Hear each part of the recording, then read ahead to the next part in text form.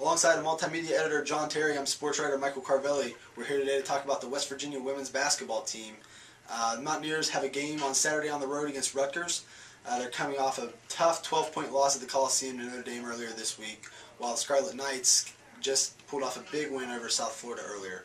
John, what do you think are the big keys to this game? Well, I mean, first, it's pretty much a must-win game for West Virginia. I think that, at the beginning of the season, a lot of anticipation around this team and how far they could go in the NCAA tournament, ranked as high as 6th at one point, and now they're fighting to get a spot in the NCAA tournament. So they're in a situation where they didn't think they would be in, and that has come down to the last 2 games, and they're going to need some wins, particularly on Saturday against Rutgers. Rutgers has a 16-11 overall record this year, but they're 9-5 in the conference, which is better than West Virginia. They're going to finish higher than West Virginia in the conference. Another thing that's working against the Mountaineers, they haven't won in Piscataway since 1997.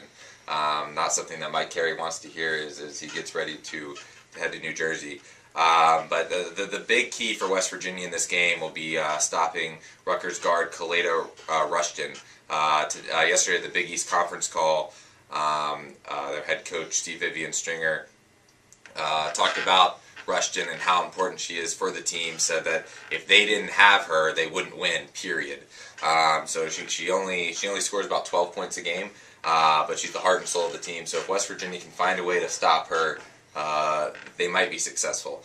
And then of course they're going to have to score some points. West Virginia has struggled a ton on the offensive side of the ball, and they're going to need to figure out a way to score.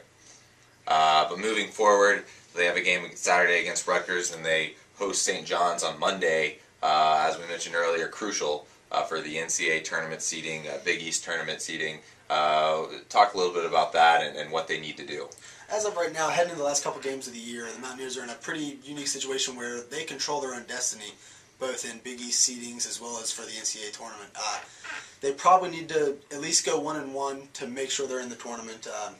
Right now, they're seeded at around a 7 seed if you look at bracketology.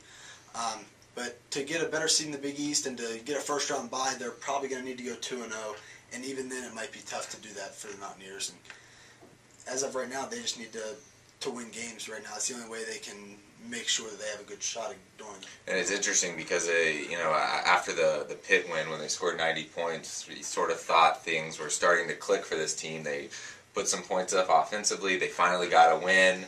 Even after the Connecticut loss, right? They played with the number 1 team, and then the Notre Dame game forced 30 turnovers, but couldn't score.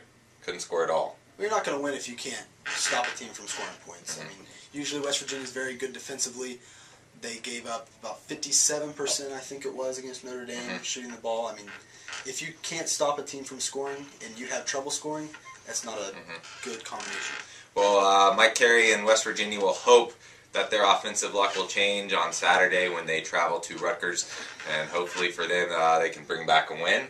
And then West Virginia will host St. John's on Monday in the regular season finale, also senior night for the Mountaineers. So be sure to read Monday's edition of the Daily Athenaeum for a recap of Saturday's game against Rutgers.